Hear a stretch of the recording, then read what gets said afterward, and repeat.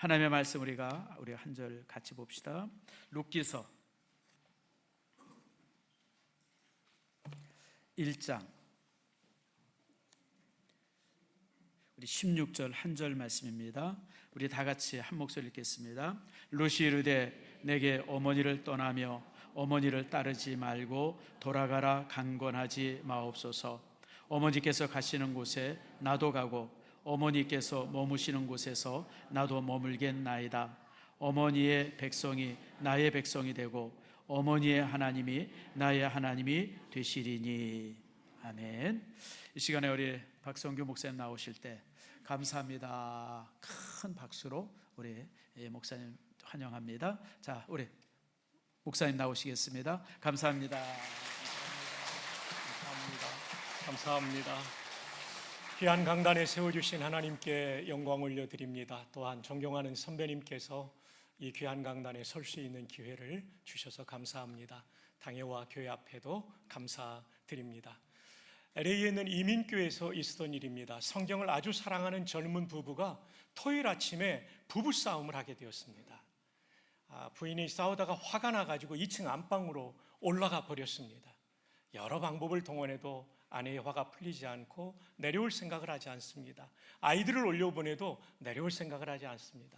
남편이 곰곰이 생각해 보니까 이 아내를 내려오게 할 방법은 하나님 말씀밖에 없다. 이제 점심때도 가까워 오는데 아침도 못 먹고 점심도 못 먹을 가능성이 높은 이 남편은 이제 말씀을 기억하며 올라갔습니다. 2층 안방 앞에 서서 노크를 했습니다. 그리고 이 말씀을 암송했습니다. 볼지어다 내가 문 밖에 서서 두드리노니 누구든지 내 음성을 듣고 문을 열면 내가 그에게로 들어가. 그제서야 반응이 보였습니다. 그리고 바스락거리는 소리가 나고 문 쪽으로 걸어오는 소리가 나고 문을 열면서 부인이 요한복음 15장 5절 하반절을 암송했습니다. 너희가 나를 떠나서는 아무것도 할 수 없느니라. 오늘도 말씀 가운데 깊은 화해와 그리고 배려가 일어나는 그런 말씀의 시간 되기를 바랍니다. 파워포인트로 말씀을 준비했습니다. 말씀의 제목은 상호 배려와 인생 역전입니다. 1970년대 한국 경제가 오일 쇼크로 힘들 때 아메리칸 드림을 꿈꾸며 미국으로 이민 간 가정이 있었습니다. 아메리칸 드림이란 미국에서는 누구든지 어떤 이민자든지 열심히 일하면 잘 살 수 있다는 것이 아메리칸 드림입니다. 그들이 김포공항을 떠날 때는 남편과 아내의 손에 각각 한 명의 아들의 손이 붙들려 있었습니다. 그들은 LA에 정착하며 이민의 꿈을 키워갔죠. 그런데 그 당시에는 남청여바라는 말을 많이 썼습니다. 아무리 고학력자라 할지라도 언어의 장벽 때문에 랭귀지 배리어 때문에 좋은 직장으로 나아갈 수는 없었습니다. 그래서 남편들은 빌딩을 밤새도록 청소하는 거죠. 퇴근한 이후에 출근하기 전까지 빌딩을 밤새도록 청소하죠. 보통 2채, 3채를 청소했죠. 그리고 아내들은 바느질을 하면서, 이 바느질이란 우리 집에서 하는 그 바느질이 아니라 LA 다운타운에 있는 자바 시장, 의류 시장입니다. 거기에서 재봉틀을 돌리면서 돈을 벌던 시절이 있었죠. 남자는 청소하고 여자는 바느질한다고 해서 남청여바라고 했습니다. 이 부부도 남편은 밤새 2채의 빌딩을 청소하며 부인은 자바시장에서 재봉틀을 돌리며 어서 하루바삐 내 집도 마련하고 아메리칸 드림을 이루어야 되겠다는 소원을 가지고 열심히 일을 했습니다. 그러던 어느 날 밤새 2채의 빌딩을 청소하고 집으로 퇴근하던 남편이 그만 101 고속도로 101 프리웨이상에서 교통사고를 당하게 됩니다. 트럭과의 충돌로 안타깝게 남편은 현장에서 목숨을 잃어버립니다. LA에는 로즈힐이라고 하는 공원 묘지가 있는데 이 역말리 미국 땅에서 꿈을 안고 찾아왔던 미국 땅에서 남편을 잃어버리고 로즈힐에 그 남편을 묻어야 했던 이 여인의 슬픔을 여러분은 어느 정도 헤아릴 수 있을 것입니다. 그러나 이 여인은 인생을 포기할 수 없었습니다. 이 여인에게는 어린 2 아들이 있었기 때문에 여인은 기도하며 열심히 일하며 2 아들을 뒷바라지했습니다. 감사하게도 이 2 아들은 믿음 안에서 잘 자랐습니다. 큰아들은 공립으로 유명한 UCLA를 졸업했고 둘째 아들은 사립으로 유명한 USC를 졸업하게 됩니다. 좋은 직장을 가지게 되었고 아리따운 신부를 얻어 그들은 단란한 가정을 이루었습니다. 이제 이 여인에게는 아메리칸 드림이 다 이루어진 것 같았습니다. 그러던 어느 여름날 이 온 가족은 산타바바라 비치, LA 다운타운에서 북쪽으로 40분 정도 차를 몰고 올라가면 볼 수 있는 가장 아름다운 비치로 여름 휴가를 떠나게 되었습니다. 4박 5일의 휴가를 보내는 마지막 날 그들은 점심을 먹고 비치에 앉아 있는데 저 바다의 한켠에서 고등학생으로 보이는 청소년이 물에 빠져 숨져가는 것을 목격하게 됩니다.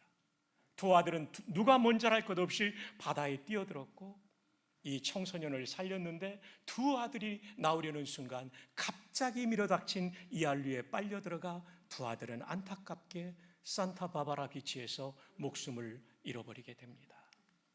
여러분, 얼마나 슬픈 이 가정의 이야기입니까? 그러나 안심하십시오. 이야기는 실화가 아니라 룻기 1장을 제가 현대적으로 각색한 것입니다.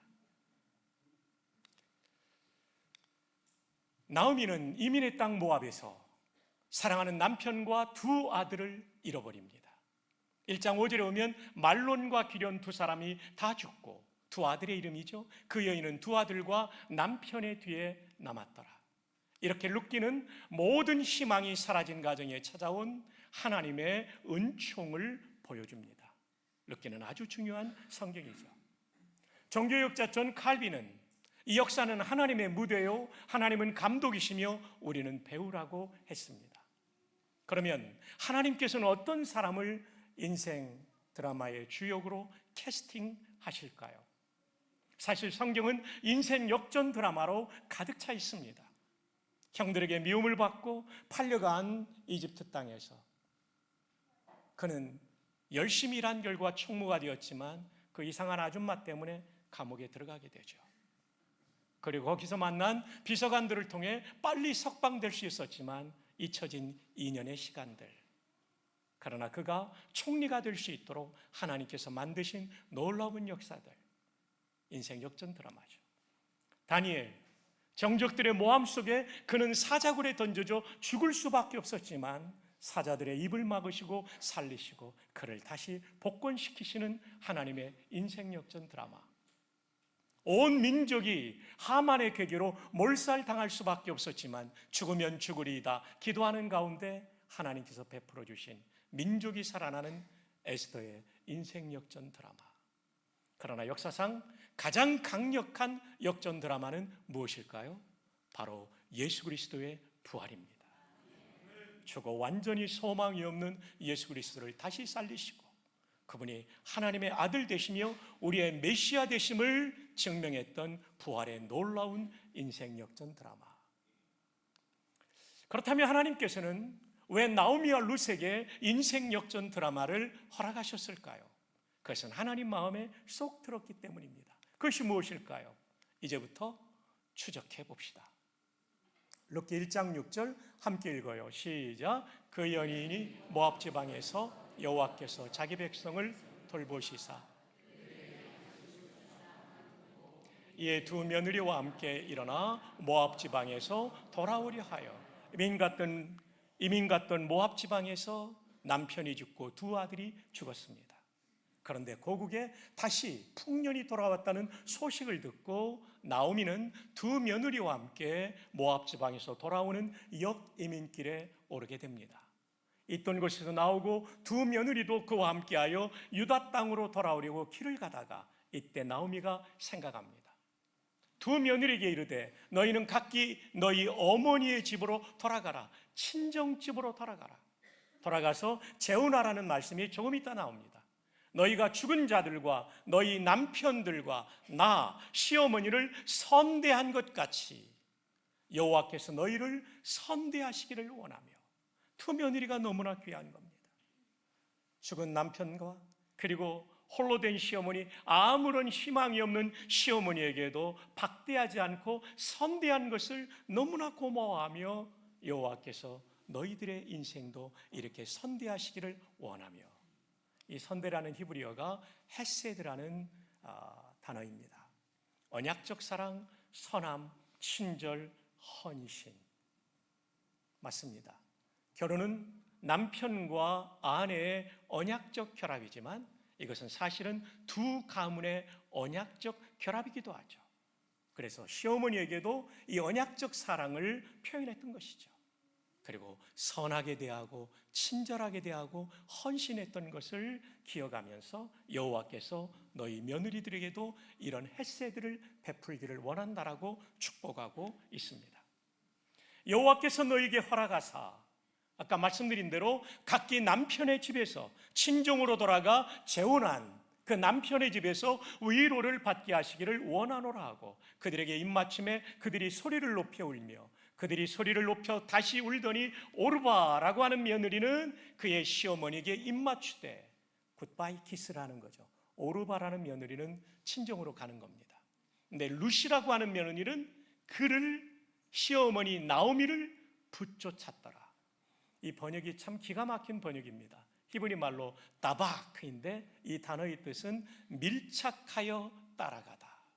사람이 마음이 없으면요 멀리서 따라가거든요. 룻은 시어머니를 진정으로 존경하며 사랑함으로 밀착하여 시어머니를 뒤따르고 있었다는 것입니다. 그러면서 오늘 본문의 말씀이 나옵니다. 룻이 이르되 내게 어머니를 떠나며 어머니를 따르지 말고 돌아가라, 강권하지 마옵소서. 시어머니가 상당히 강권하며 친정으로 돌아가라고 며느리들에게 말했던 것이죠. 그러지 마십시오.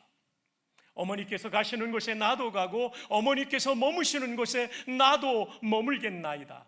어머니의 백성이 나의 백성이 되고 내가 모압 여인이지만 이제는 이스라엘 여인이 되겠습니다. 귀화하겠습니다. 이 얘기예요. 한 걸음 더 나아가 어머니의 하나님이 나의 하나님이 되시리니. 참 놀라운 고백입니다. 룻이라는 며느리가 대단한 고백을 시어머니 앞에서 하고 있는 거예요. 그런데 여러분 아시죠? 이 고백이 가능했던 이유는 시어머니 나오미도 며느리에게 좋은 신앙의 삶과 인격을 보여주었기 때문입니다. 시어머니 훌륭하시고 며느리도 훌륭한 한 가정의 모습. 비록 남자들은 다 죽어나갔지만 남아있는 이 여인들이 얼마나 하나님 앞에 신실한 모습으로 살고 있는가를 보여주고 있는 것이죠. 일반적으로 시어머니와 며느리 사이는 경쟁 관계입니다. 한 남자를 사이에 두고 내 아들인데, 내 남편인데 이러면서 서로 라이벌 의식을 느끼죠. 한상목 선생님이 쓴 배려라는 책, 마음을 움직이는 힘이라는 부제가 붙은 책에 보면 배려는 경쟁까지도 넘어설 수 있다. 경쟁자의 관점에서 보고 마침내 경쟁자를 더 나은 길로 인도한다. 여러분 사실 경쟁자의 관계에서는요 그가 못되기를 원하지 잘 되기를 원하지 않잖아요.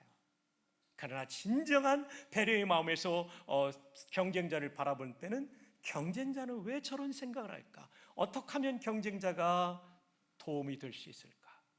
그리고 마침내 경쟁자를 더 나은 길로 인도할 때 그것이 진정한 배려이죠.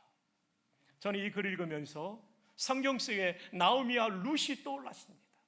시어머니는 며느리를 생각하고 며느리를 더 나은 길로 인도하고, 며느리는 시어머니를 생각하고 그분의 관점에서 이 문제를 바라보고 마침내 시어머니를 더 나은 길로 인도하는 것이죠. 정말 귀한 모습이 아닐 수 없습니다. 나오미와 룻에게서 우리가 이런 배려를 보게 되는데 이 모습을 보신 하나님께서는 어떤 생각을 하셨을까요? 사실 하나님의 성품 중에 중요한 성품 중에 하나가 배려입니다. 하나님은 죄인된 우리를 배려하셔서 독생자를 이 땅에 보내신 줄로 믿습니다. 그 독생자 예수님은 우리를 배려하셔서 우리 대신 우리의 죄값을 십자가에서 치러 주신 줄로 믿습니다. 배려는 하나님을 닮은 성품이죠. 하나님을 닮은 나오미와 룻을 보시는 하나님은 어떤 생각을 하셨을까요? 이야, 저들이 나를 닮았구나. 그래서 하나님은 감동하신 거죠. 하나님 감동하시니까 이들을 인생 역전 드라마의 주인공으로 캐스팅하신 것입니다.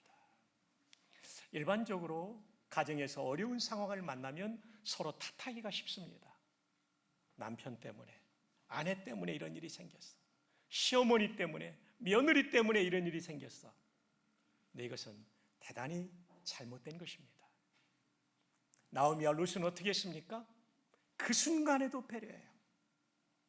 남편이 죽고, 그리고 이제는 아무런 희망이 없는 아들이 죽고, 그리고 역이민길에 오르는 어떻게 보면 부끄러운 모습을 가지고 고국으로 돌아가는 이 순간에도 배려하는 것이죠. 여러분, 배려는 사실 믿음입니다. 왜 믿음이냐면 내가 당하는 시련과 역경 가운데도 하나님의 뜻이 있다라고 믿지 않으면 배려할 수 없습니다. 섭리적 믿음이 있는 것이죠. 섭리란 잡을 섭자에 다스릴 이자입니다. 잡고 다스리는 거죠.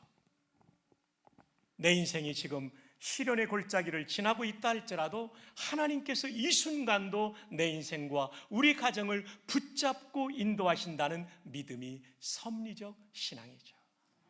이 신앙은 하나님께 영광이 되는 신앙인 것입니다.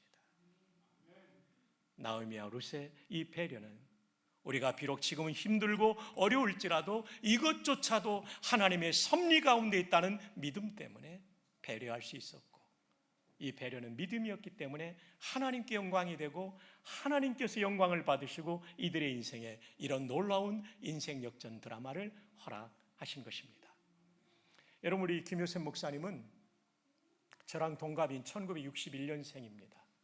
아버지는 김장한 목사님, 그 유명한 극동방송 이사장님이죠. 어머니는 미국인 트루디 사모님이십니다. 그래서 이분의 외모는 미국인처럼 생겼습니다. 저희가 자라나던 시대에는 우리가 단일 민족이기 때문에 피부색이나 머리 색깔이 다르면 상당히 따돌림을 당했죠. 김일성 목사님은 코가 높았기 때문에 초등학교 다닐 때 학교 가면 맨날 코가 높다는 뜻에서 뺑코라고 놀림을 당했습니다. 학교 갔다 오면 이분은 코가 낮아지게 해달라고 기도하면서 온돌방에 코를 박고 잤답니다. 그래도 일어나 보면 어느새 코가 원상으로 복구되어 있는 거예요. 이렇게 따돌림을 당하다가 초등학교 4학년 때 미시간에서 1년을 지내게 됩니다. 아버님의 안식년이었죠. 그는 미국으로 가면서 걱정을 했어요. 한국에서는 얼굴이 미국 사람처럼 생겼다고 따돌림을 당했는데 미국 가면 영어를 못한다고 따돌림 당할까 봐 걱정을 했습니다. 김장한 목사님이 너는 한국인이다. 그래서 일반 초등학교에 들어가서 철저하게 한국어 교육을 받았기 때문에 4학년이니까 뭐 말하고 듣고 쓰고 읽기가 잘 되는 거예요. 근데 영어는 어머니하고 소통을 하다 보니까 듣고 말하는 건 되는데 쓸 때 알파벳 철자가 정확하지 않았어요. 처음으로 전학을 갔습니다. 기독초등학교인데요. 설마 처음은 나를 시키진 않겠지. 안타깝게도 첫 수업은 스펠링 B였습니다. 선생님이 뉴스페이퍼 하면 칠판에 나와서 NEWS, PAPR을 써야 되는 겁니다. 뉴욕 하면 NEWYORK를 써야 되는데 처음은 나를 시키지 않겠지. 근데 수업 중간에 김효셉에 있게 되는 산산조각 나고 말았습니다. 선생님이 김효셉 일어나. 깜짝 놀라서 일어나죠. 앞으로 나와. 예? 놀라서 나옵니다. 근데 나올 때 너무나 힘들어가지고 도살장으로 끌려가는 소처럼 천천히 걸어 나왔습니다. 왜냐하면 저희 1961년생이 소띠이기 때문에 그렇습니다. 선생님 옆에 딱 섰는데 오줌 쌀 뻔했어요. 너무 긴장해가지고. 그런데 선생님이 이렇게 말씀하시는 거였어요. 얘들아, 내가 얼마 전에 말했지. 우리 교단 선교사님 가운데 한국에서 선교하는 분이 계셔. 요셉이는 그 선교사님 아들이야. 요셉이는 부모님과 영어로 소통하기 때문에 영어도 잘하지만 한국에서 한국 초등학교를 다녔기 때문에 한국어를 참 잘한단다. 너희들도 한국어가 궁금하지? 요셉아, 너는 영어를 쓰는 게 아니고 한국어로 쓰는 거야. 예, 너무나 감동했어요. 그건 식은죽 먹기보다 쉬운데? 선생님 이름이 샤프야. 칠판에 한번 써볼래? 칠판에 한글로 샤프라고 쓰니까 애들이 처음 보는 한글에 미국 애들이 얼마나 감동을 잘해요. 책상을 치며 발을 구르면서 환호했습니다. 쓰고 나니까 내 이름도 써줘. 나는 수잔이야. 나는 마크야. 쓰다 보니까 수업 시간이 다 끝났어요. 쉬는 시간이 되니까 옆반에서 소문을 듣고 달려와가지고 한국어로 이름을 써달라고 합니다. 1년 내내 그 학교는 한국어로 이름 쓰기가 대유행이 되었습니다. 김혜섭은 그렇게 말합니다. 저 책에서. 샤프 선생님의 배려는 오늘의 나를 만들었다. 외모 때문에 따돌림을 당했던 나, 미국에서 영어를 못하는 아이가 될 뻔했던 나를 한국어를 잘하는 아이로 세워주셨다. 그때 얻은 자신감은 시카고의 트리니티 대학교에 전액장학금으로 학사와 석사를 마치고 기독교 교육학 PhD 박사학위를 마칠 때 최연소 PhD를 받는 기록을 세우게 만들어줬다. 샤프 선생님의 배려는 오늘의 나를 만들었다. 사랑하는 여러분, 배려는 한 사람의 인생을 살리는 하나님의 손입니다. 가정에서 여러분의 자녀들, 손자, 손녀들을 더욱 배려할 수 있기를 바랍니다. 교회 학교에서 여러분의 손자, 여러분의 제자들을, 학생들을 더욱 배려할 수 있기를 주님의 이름으로 축복합니다. 그럴 때 그들이 이 시대를 살리는 인물이 되는 거죠. 가정의 달에 이 배려가 회복되기를 축복합니다. 한 이민교회 부목사 부부의 배려입니다. 이건 저희 부부의 이야기입니다. 저는 14년의 군목 생활을 마치고 우리 담임 목사님 친구이신 오정현 목사님이 미국으로 불러서 제가 그 교회 수석 부목사로 부임을 했습니다. 가보니까 미국 생활은 자동차가 2대가 필요했습니다. 저는 목회용, 제 아내는 살림용, 플러스 아이들을 학교 태워다주는 승용차가 필요했습니다. 저는 오정현 목사님이 차를 바꿀 때여서 크라이슬러의 콩코드라는 3,500cc 차를 물려받아서 잘 타고 있었고요. 제 아내는 차를 주문해 나오지 않아서 후배인 조정희 목사님의 차를 쓰고 있을 때 어느 날 전화가 온 거예요. 여보, 조 목사님 차가 없어졌어. 제가 달려가 보니까 15분 이상 파킹하면 안 되는데 파킹해서 차가 견인된 거였어요. 견인된 거라지에 찾아가 보니까 벌금을 내야 된다는 것입니다. 그래야 갖고 올 수 있어요. 이때 벌금이 127달러였습니다. 저희 한 달에 생활비가 500달러인데 5분의 1이 날아가니까 아내가 매우 힘들어하더라고요. 여보 괜찮아, 우리 절약하면 한 달 거뜬히 살 수 있어. 근데 밤에 퇴근했는데 아내의 얼굴이 더 어두운 거예요.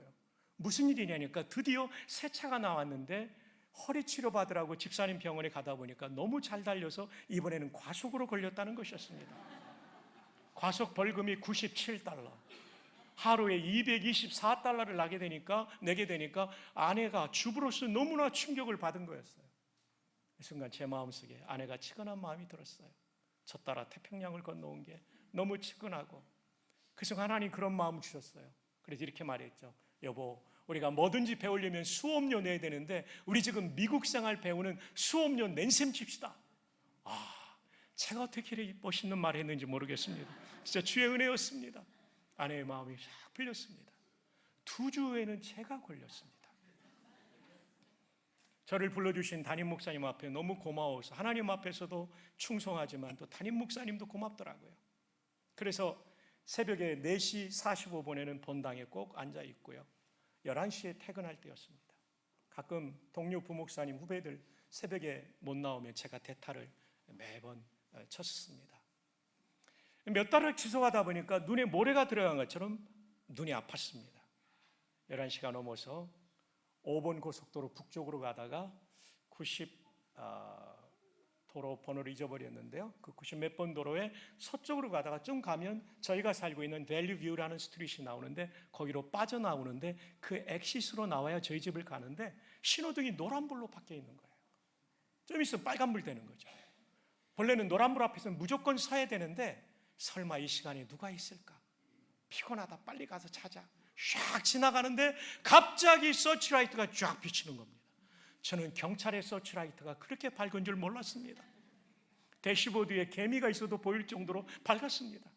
방송이 들려왔습니다. 차를 옆으로 대라고. 사이드에 댔더니 키가 190 정도 되는 우람한 근육질의 백인 경관이 서 있는 거였습니다. 순간 후배들의 얘기가 생각났어요. 형님 잡히면, 경찰에 잡히면 면허증 꺼낸다고 호주머니에 손을 넣으면 권총 꺼내는 줄 알고 총알 날아옵니다. 꼭 핸들에 손잡고 있으십시오. 그게 또 생각나더라고요. 핸들에 손을 딱 잡고 있으니까 창문을 치고 내리라는 거예요. 버튼을 해서 내리고 하니까 뭐 하는 사람이냐? 패스터라고. 내가 새벽 일찍부터 지금까지 일하다 너무 피곤해. 노란불에 들어왔는데 빨간불로 바뀌었다고 좀 정상을 참작해달라고 고개를 끄덕이더라고요. 면허증 달려줬더니요, 세상에 이 경찰이 얼마를 끊었냐면 $280를 끊은 겁니다. 나중에 제가 물어봤어요. 교회 돌아와서 그 다음날 왜 이렇게 벌금이 세냐? 노란불인데. 미국은 신호 위반을 중요하게 한답니다. 대형 교통사고가 날 수 있기 때문에 예외가 없다는 거예요. 벌금도 벌점이 30점인데 60점이 되면 면허 정지가 되면 제가 굉장히 불편해지는 거죠. 벌점 30점을 없애기 위해서 저는 $50의 교육을 받게 됐죠. 저는 하룻밤에 $330의 벌금을 맞게 된 겁니다. 너무나 힘들어가지고 어깨가 축 처져 들어가니까 왜 그러냐고 자초지종을 설명했더니 아내가 그러더라고요. 여보, 미국 생활 배운 수업 연습 칩시다. 우리는 어떻게 이것까지 담냐고.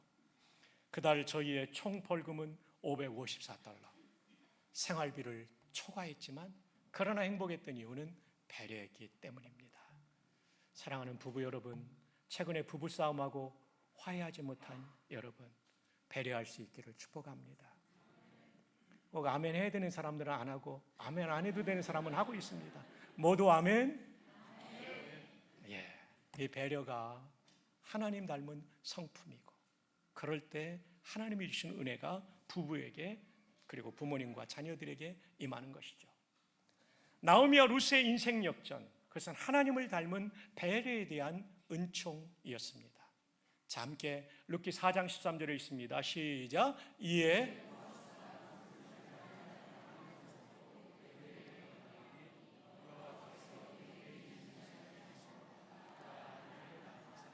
여러분, 고대 사회는 여성들에게 일터가 많이 없었습니다. 남편이 죽었다는 것은 경제생활이 죽어버렸다.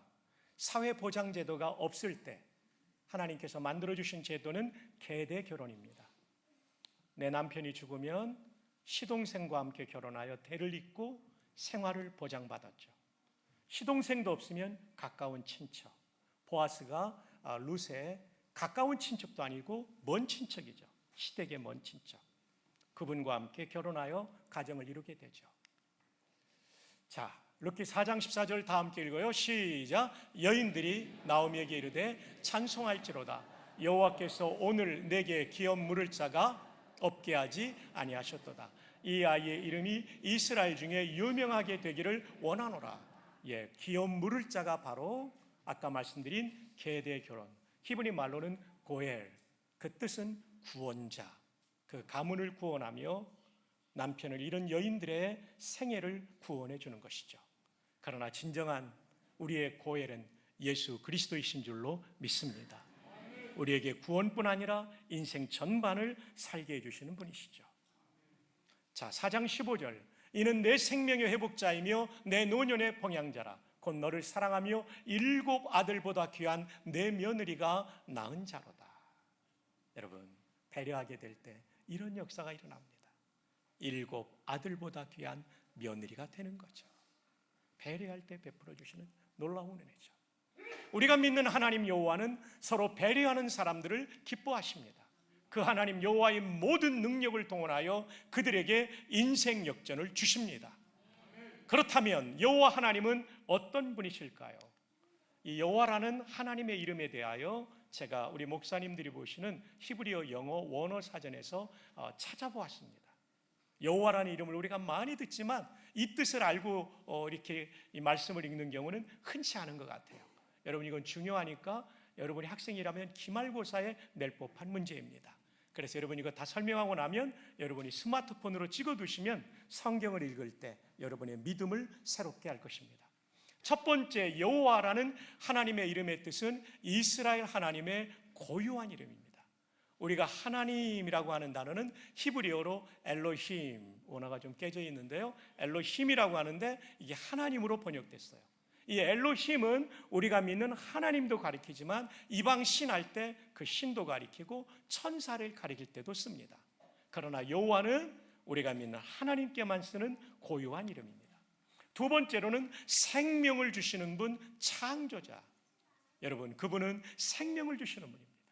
그렇기 때문에 생명이 다 떠나가 버린 나오미와 룻의 가정에도 생명의 은혜를 회복시켜 주시는 줄로 믿습니다.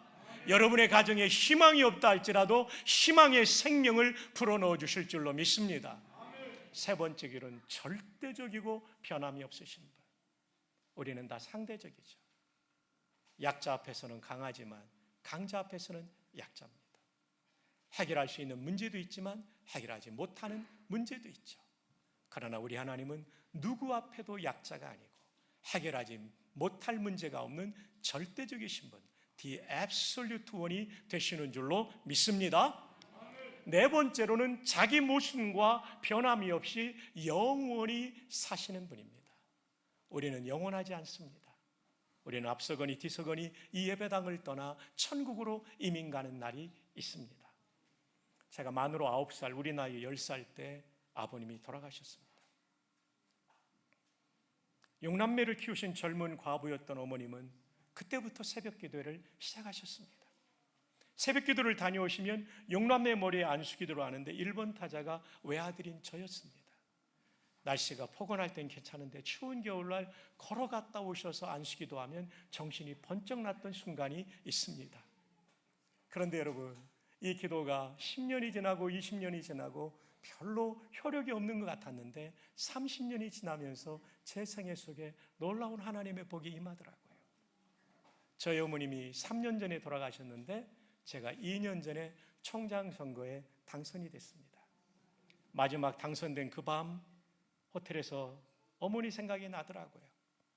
안수기도가 생각이 나더라고요.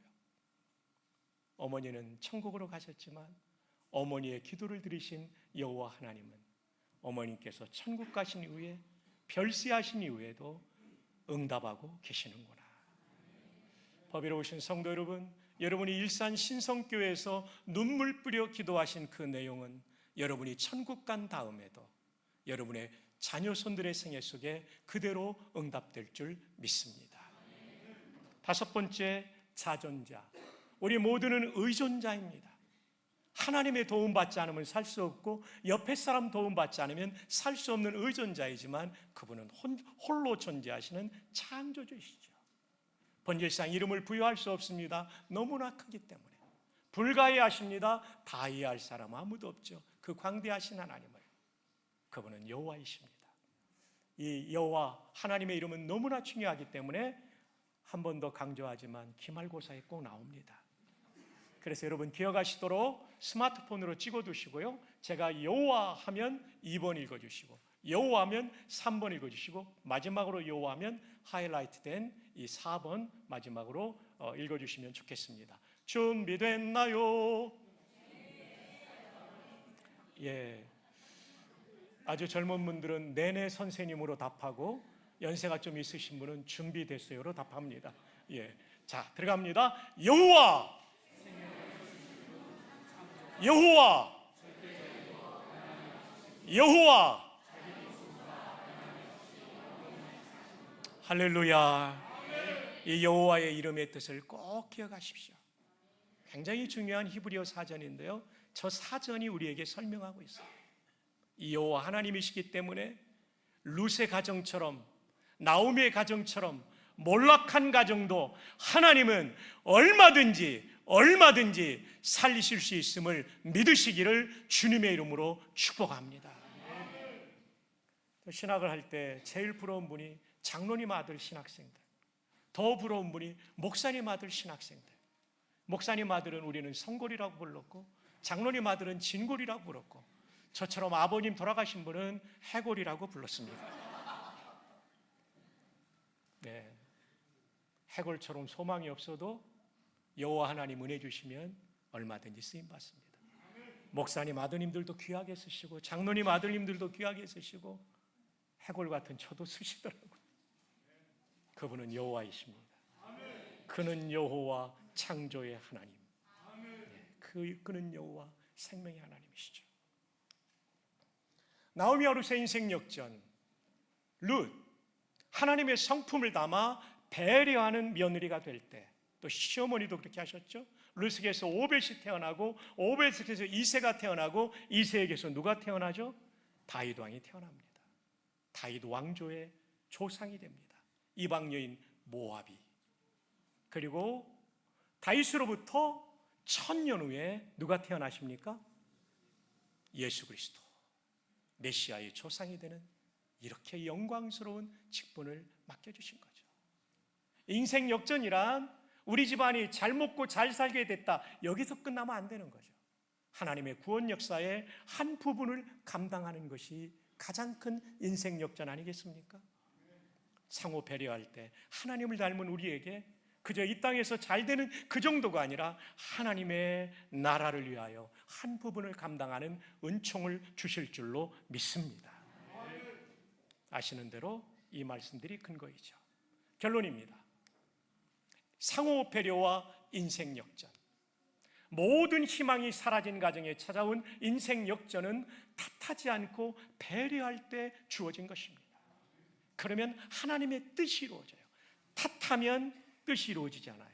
탓하지 않고 배려하면 하나님의 뜻이 이루어져요. 배려는 하나님을 닮은 것이어서 배려하는 사람을 하나님은 기뻐하십니다. 그리고 그들에게, 그들의 가정에 인생 역전을 베풀어 주십니다.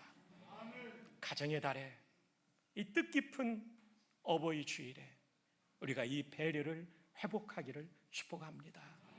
부모님은 자녀들을, 시어머니는 며느리를, 장모님은 사위를, 그리고 사위와 며느리는 시어머니와 장모를, 그리고 형제들끼리 서로 배려하는 거죠. 이것이 하나님께 영광이 되는 거예요. 은혜를 받는 비결입니다. 우리 모두가 가정, 근데 확대된 가정인 교회, 교회도 또 한편으로는 영적 가정인데 교회에서도 배려합시다. 그리고 학생들은 학교에서, 선생님들, 교수님들도 학교에서, 또 우리 모든 직장인들은 일터에서 배려함으로 하나님께서 베푸시는 인생 역전을 경험하시기를 주님의 이름으로 축복합니다.